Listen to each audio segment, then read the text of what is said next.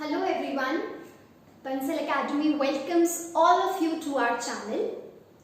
So myself Tamanna, Inorganic Faculty, but today I'm not here to teach you any of the chapter regarding inorganic chemistry. आज मैं आपके साथ एक बहुत common सी चीज़ discuss करने जा रही हूँ स्ट्रैटेजी के बारे में। कि हमारी स्ट्रैटेजी क्या होनी चाहिए एग्ज़ाम को क्लियर करने के लिए। जिस भी एंट्रेंस एग्जामिनेशन की हम तैयारी कर रहे हैं उसकी तैयारी किस डायरेक्शन में हमें करनी चाहिए, हमारा क्या प्लान होना चाहिए, हमें उस प्लान को किस तरह से एग्जीक्यूट करना है ताकि हमारा एग्ज़ाम सिर्फ क्लियर ना हो, एक अच्छे रैंक के साथ हम उस एग्ज़ाम को क्लियर करें, एक अच्छी इंस्टीट्यूट में हम एडमिशन लें। So I'm today here with you to discuss the preparation strategy for inorganic chemistry if you're preparing for CSIR NET or GATE examination and whether you're preparing for IIT JAM। तो सबसे पहले तो ना video start करने मतलब strategy start करने से पहले मैं तुम्हें एक स्टोरी सुनाती हूँ। लेट्स सपोज आपके पास दो स्टूडेंट्स हैं, ठीक है। दोनों स्टूडेंट्स एग्जाम के लिए प्रिपेयर कर रहे हैं। थोड़े दिनों बाद कुछ टाइम बाद उनका एंट्रेंस एग्जामिनेशन है। एक स्टूडेंट ऐसा है जिसे पढ़ने का बहुत शौक है, he loves to study, he loves to read many books, बहुत सारे कॉलेज नोट्स, बहुत सारी बुक्स, उसको इंटरनेशनल बुक्स, फॉरेन ऑथर की बुक्स सब पढ़ने का बहुत ज़्यादा क्रेज़ है। एक स्टूडेंट ऐसा, और वो दिन रात मेहनत करता है, ठीक है, पढ़ाई करता है, अच्छा रैंक लाने के लिए पूरी मेहनत करता है। दूसरी तरफ एक ऐसा स्टूडेंट है, उसे भी ठीक है, पसंद है पढ़ना, पर वो एग्ज़ाम की तैयारी जब करना स्टार्ट करता है तो वो उसका पहला स्टेप होता है पेपर को एनालाइज करना। ऐसे नहीं कि कुछ भी स्टार्ट कर दिया, हाँ मेरा चैप्टर ये फेवरेट है, मुझे ये अच्छा आता है, मुझे इसको पढ़ने का मन करता है, मैं यहाँ से स्टार्ट करता हूँ, ये चैप्टर मुझे नहीं पसंद, मुझसे तो होगा नहीं, ये नहीं करूँगा। नहीं, ऐसी प्रिपरेशन नहीं। उसे पता है कि मेरे पास क्वेश्चन पेपर है, एक साइड पे वो रखो, एक साइड पे सिलेबस है वो रखा। उसने चेक किया कि ये मेरा सिलेबस था, सिलेबस के इस पोर्शन में से, इस सब्जेक्ट में से मेरे क्वेश्चन पेपर में कितने मार्क्स का वो सिलेबस उस सिलेबस में से इतने मार्क्स का पोर्शन आ रहा है, ठीक है। या उसने क्या किया, कोई एक पर्टिकुलर सब्जेक्ट चूज कर लिया, जैसे इनऑर्गेनिक केमिस्ट्री, उसमें उसने चैप्टर्स नोट कर लिए कि हाँ मेरे पास कोऑर्डिनेशन है, ओएमसी है, मेरे पास केमिकल बॉन्डिंग है, मेन ग्रुप है, तो ये चैप्टर्स जो एग्जाम में देने जा रहा हूँ उसमें कितने मार्क्स के आते हैं, पहली चीज़। दूसरी, उसे ये पता है कि मेरे एग्जाम को मेरा टारगेट क्या है, मुझे कितने एग्जाम स्कोर करने, कितना मुझे स्कोर चाहिए, है ना। जैसे CSIR नेट का आप सबको पता होगा, वो एग्ज़ाम जो है इट कम्स ऑफ 400 मार्क्स, जिसमें से आप मैक्सिमम कितना अटेम्प्ट कर सकते हो, 200 मार्क्स। 400 मार्क्स का एग्ज़ाम होता है, आप कितना अटेम्प्ट कर सकते हो, मैक्सिमम 200 मार्क्स कर सकते हो attempt. But cut off JRF के लिए कितनी जाती है, जनरल कैटेगरी के लिए, फ्रॉम 100 to 120 आज तक गई नहीं है, मैक्सिमम कट ऑफ आज तक अभी तक 117 समथिंग गई थी, 117, बट मैं आपको लेके चल रही हूँ कि 100, और लोएस्ट कट ऑफ तो ऐसे JRF के लिए 100 से कम भी गई हुई है। बट हाँ, इतनी कट ऑफ तो आपको पता है जाती ही जाती है, एक एवरेज 100 to 120 कट ऑफ जाती है JRF के लिए। उसे पता है कट ऑफ इतनी जाती है तो मेरे को इतना स्कोर करना है, इतना स्कोर करना है, तो उसको पता है ये चैप्टर्स इम्पॉर्टेंट है, इतने मार्क्स के आते हैं, वो उसने पढ़ रखा है। उसके बाद वो तैयारी करनी स्टार्ट करता है, एक टाइम टेबल बनाता है कि हाँ ये चैप्टर जो है ज़्यादा मार्क्स का आ रहा है तो मुझे इसको ज़्यादा टाइम देना है, ये चैप्टर मेरे पास कम मार्क्स का आ रहा है तो मुझे इसे कम टाइम देना है। तो किसके चांसेस ज़्यादा होंगे एग्जाम को क्लियर करने के लिए, जिसको कुछ पता ही नहीं है कि एग्जाम में कौन सा चैप्टर कितने मार्क्स का आ रहा है, बस हाँ सिलेबस पता है, ये चैप्टर्स मुझे करने हैं, उनको तैयारी कर रहे हैं। और एक बच्चा ऐसा है जिसे पता है ये चैप्टर ज़्यादा इंपॉर्टेंट है, इसमें ज़्यादा मार्क्स का आएगा तो मैं इसमें मेहनत ज़्यादा करता हूँ, ये चैप्टर कम मार्क्स का है तो इसको मैं छोड़ भी सकता हूँ।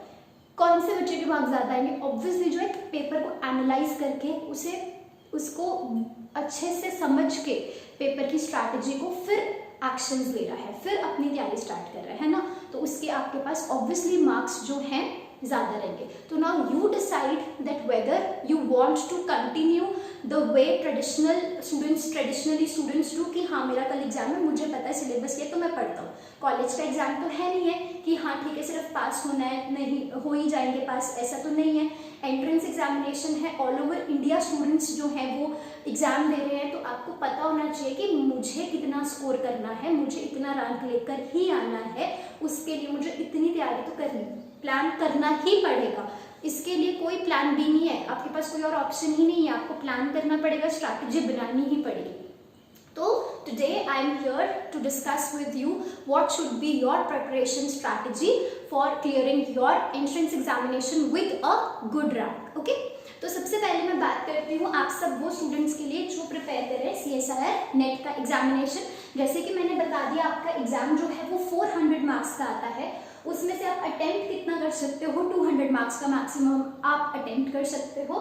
एंड आपके मार्क्स कितने जो है JRF के लिए, अच्छे रैंक के लिए, यहाँ पे रैंक तो वैसे JRF के लिए, LS के लिए बिल्कुल मैटर नहीं करता है इतना, क्या मैटर करता है कि आप उस JRF को क्लियर करते हो या नहीं, आपका JRF में रैंक आता है या नहीं। तो JRF के लिए आपके पास कट ऑफ रहती है फ्रॉम 100 to 120। ओके, तो अब बेसिकली क्या है, इसमें आपके पास 3 सब्जेक्ट्स हैं, inorganic, organic and physical.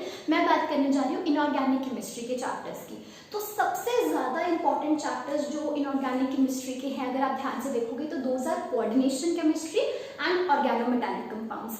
Most easy chapters, interesting chapters and icing on the cake is कि ये चैप्टर्स का जो वेटेज है वो बहुत ज़्यादा रहता है, लाइक 25 to 35 मार्क्स आपको एग्जाम में इसके देखने को मिलेंगे। ठीक है, मतलब ये मैं मैक्सिमम लेके चल रही हूँ क्योंकि 34 मार्क्स तक भी, 32-34 मार्क्स तक भी क्वेश्चंस पूछे गए हैं, तो ये मैं मैक्सिमम बता रही हूँ कि हाँ इतना ही आएगा, इससे ज़्यादा नहीं आने वाला है। ठीक है, और मिनिमम इतना तो आएगा ही, 25 मार्क्स तक का तो आ ही जाता है, कोऑर्डिनेशन में से भी और ऑर्गेनोमेटालिक कंपाउंड्स में से। ठीक है, तो अब कोऑर्डिनेशन आप बचपन से पढ़ते आ रहे हो, है ना, बचपन से इन द सेंस +1 क्लास से पढ़ते आ रहे हो। Werner's theory, types of ligands, coordination number, valence bond theory, crystal field theory, splitting of CFT, है ना।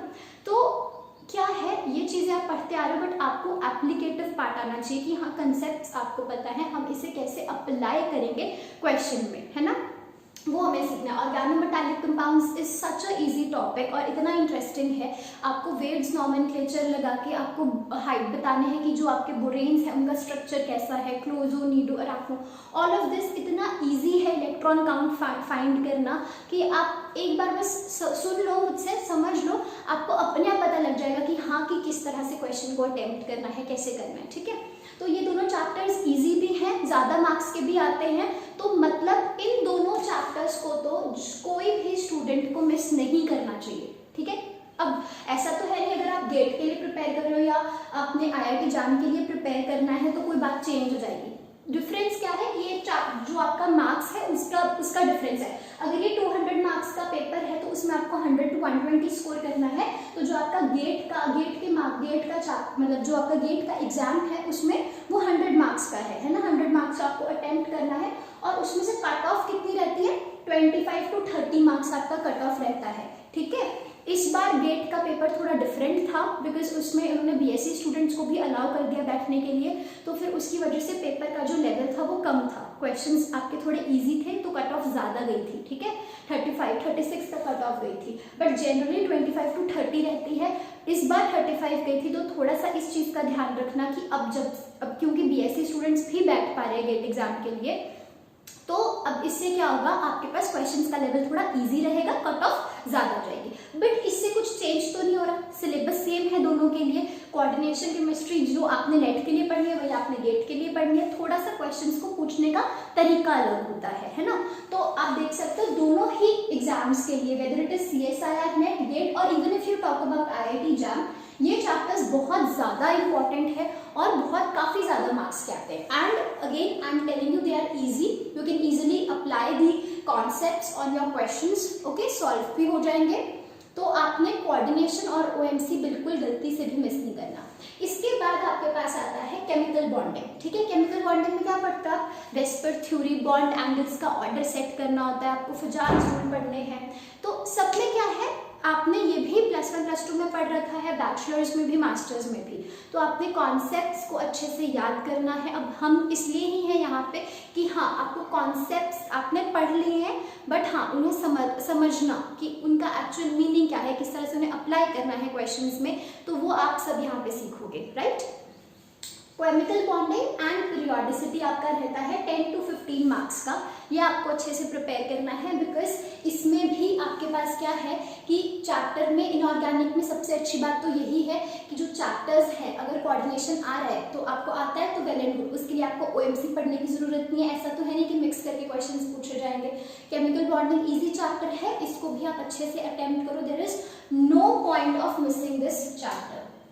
ओके, इसके बाद अगर मैं मेन ग्रुप की बात करूँ ना, तो बहुत फ्रैंकली मैं आपको एक बात बताती हूँ, ऐसा है नहीं कि आपके पास इनऑर्गेनिक ही है पढ़ने के लिए, आपके पास फिजिकल भी आपको पढ़ना है। You have to also learn about organic chemistry.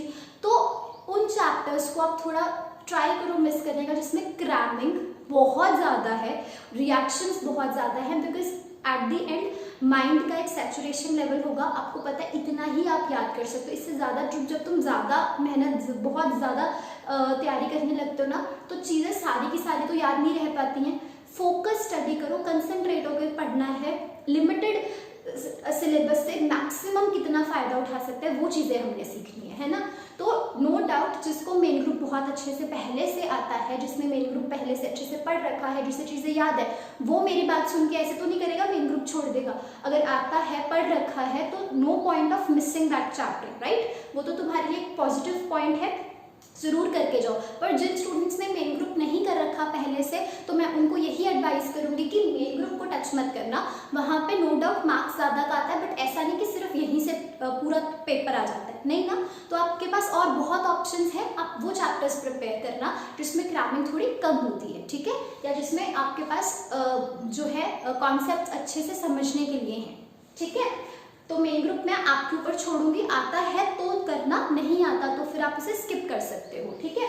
इसके बाद आता है बायो इनऑर्गेनिक केमिस्ट्री, जो रहता है आपके पास from 8 to 12 marks. And bio inorganic chemistry थोड़ा डिफरेंट टॉपिक है जो हमने कुछ स्टूडेंट्स ने नहीं पढ़ रखा होगा, जो कि प्योर केमिस्ट्री बैकग्राउंड में से नहीं है। तो बायो इनऑर्गेनिक केमिस्ट्री में क्या रहता है, आपको बायो नाम से पता चल रहा है ना, इसमें थोड़ा बहुत आपके पास बायोलॉजिकल पोर्शन जरूर रहेगा। जैसे कि आपके पास ग्रीन प्लांट्स में क्लोरोप्लास्ट प्रेजेंट है, तो क्लोरोप्लास्ट में मेटल, इनऑर्गेनिक मेटल आयंस का क्या रोल रहता है वो सब हमें पढ़ना है। हीमोग्लोबिन प्रोटीन है, इसमें हमारे पास जो इनऑर्गेनिक मेटल प्रेजेंट है आयरन, उसका क्या रोल रहता है, हीमोग्लोबिन का स्ट्रक्चर कैसा होता है। बट अगेन मैं ऐसे नहीं बोलूँगी कि जो स्टूडेंट्स बायो में जिनको नहीं पसंद तो वो मत करके जाना, बहुत ईजी टॉपिक है, ज़्यादा कुछ क्रैमिंग नहीं है इसमें, थोड़ी बहुत है, बट हाँ ईजी है टू लर्न, तो ज़रूर करके जाना, क्योंकि इसकी भी जो वेटेज है वो अच्छी खासी आती है।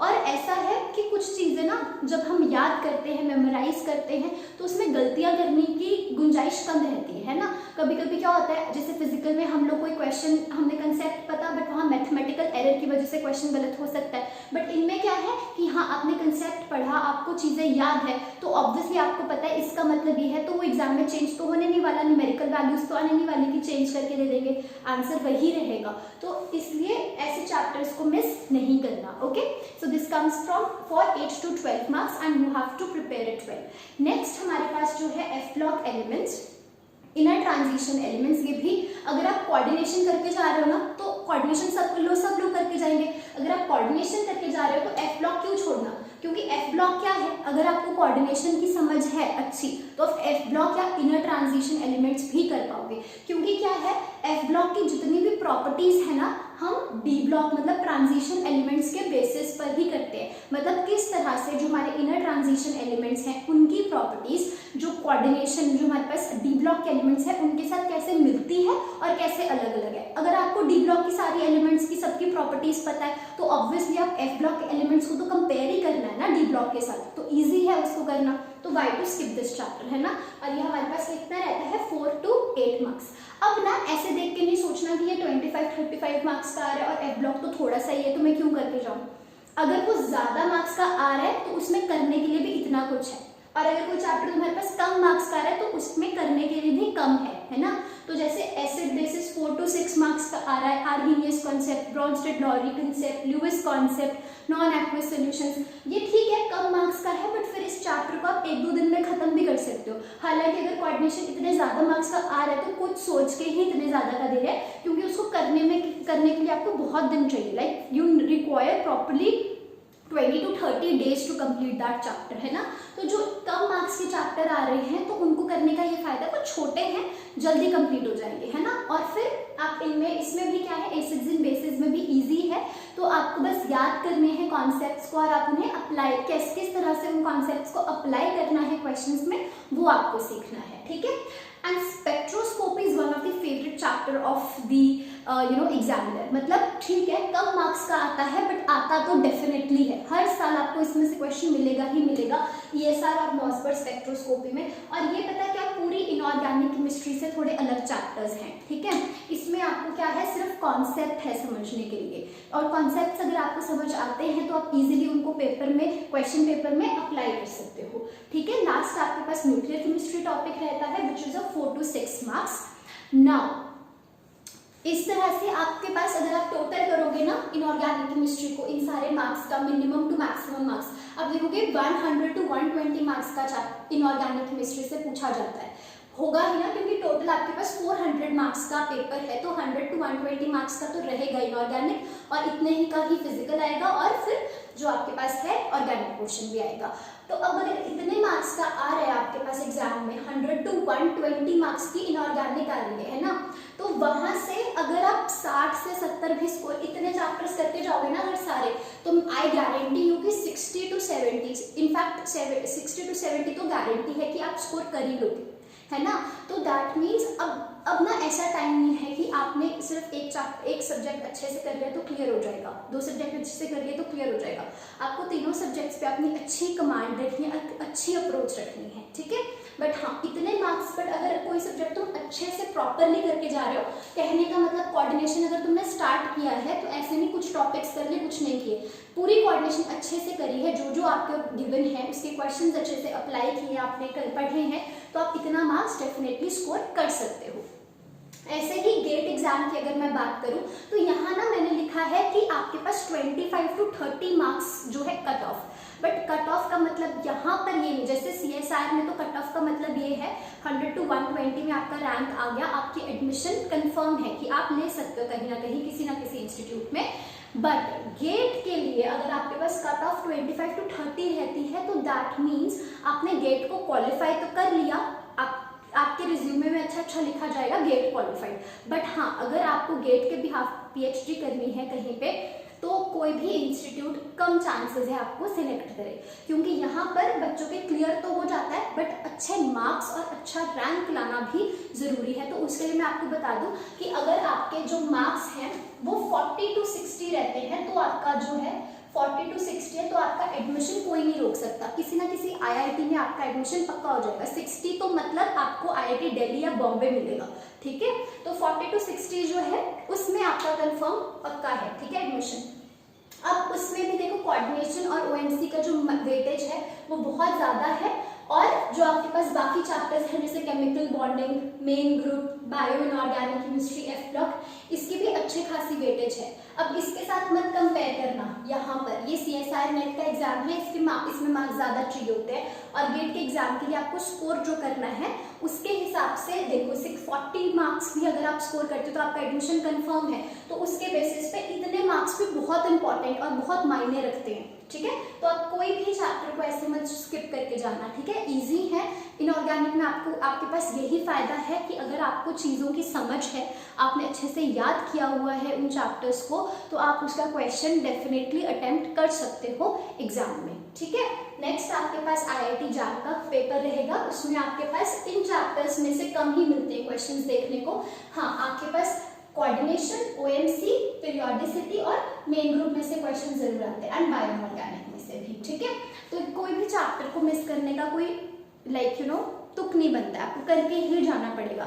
अब एग्जाम में आपको पता लग गया कि कौन सा चैप्टर कितने मार्क्स का आता है, इसके बाद ना आपको क्या आना चाहिए कि हाँ मुझे पता है ये चैप्टर ज्यादा मार्क्स का है, इसको मुझे ज्यादा टाइम देना पड़ेगा, ये चैप्टर कम मार्क्स का है, मुझे कम टाइम, बट कैसे?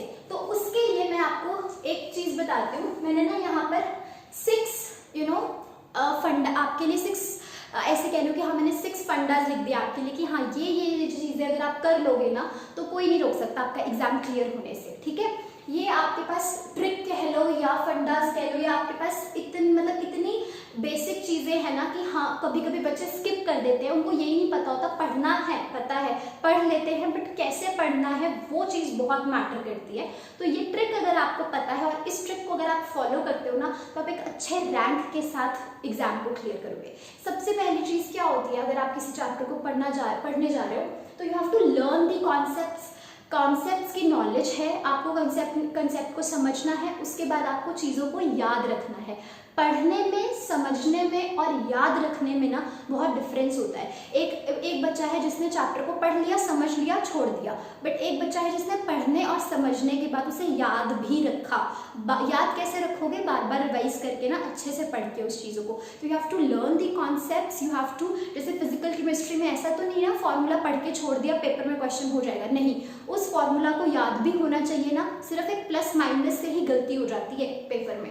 तो आपको you have to properly learn the concepts. Second thing, आपने एक 2-3 चैप्टर पढ़ लिए, याद कर लिए, उसके बाद क्या है, एप्लीकेशंस ऑफ दीज कॉन्सेप्ट्स, मतलब कि आपने कॉन्सेप्ट पढ़ लिया, समझ लिया, उसे अप्लाई करो। कैसे अप्लाई करना है, क्वेश्चन सॉल्व करो, उस कॉन्सेप्ट के रिलेटेड क्वेश्चन सॉल्व करो।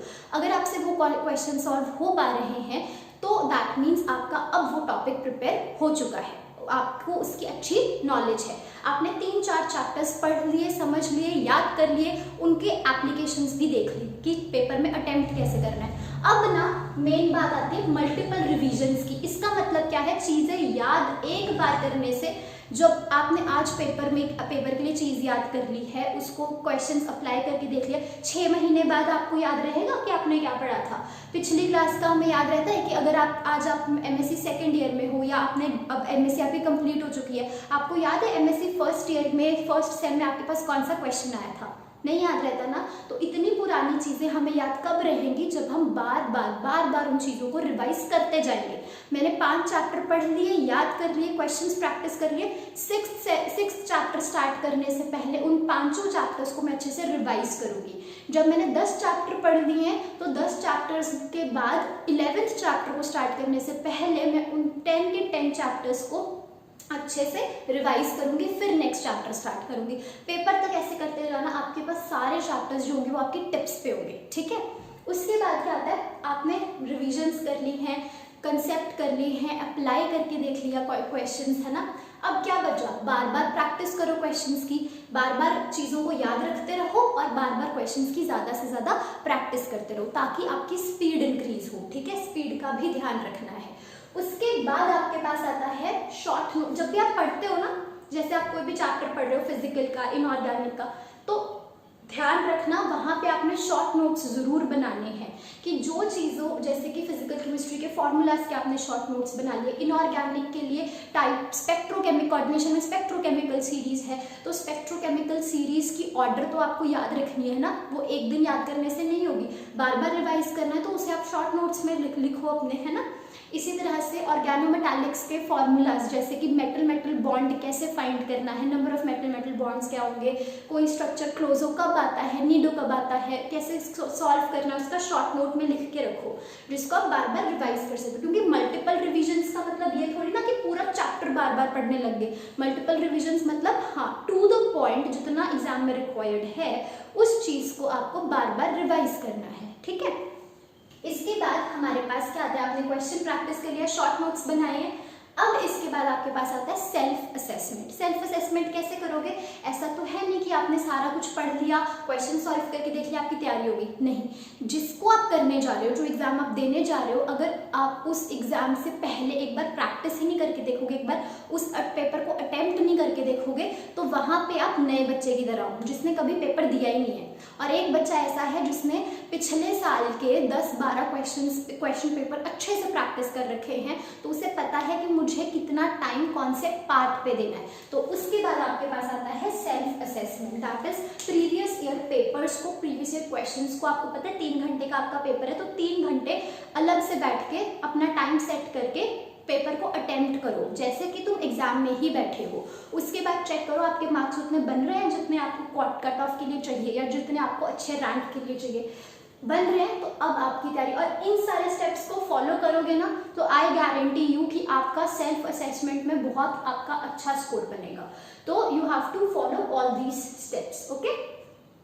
Now that's all from my side. मैंने आपको ट्रिक्स बता दी है, टिप्स बता दी हैं कि आपको किस तरह से पेपर की तैयारी करनी है। एंड आई होप आप सब एग्जाम को अच्छे रैंक के साथ क्लियर करोगे। Okay, you will prepare very much well with your inorganic chemistry portion. Okay, thank you so much.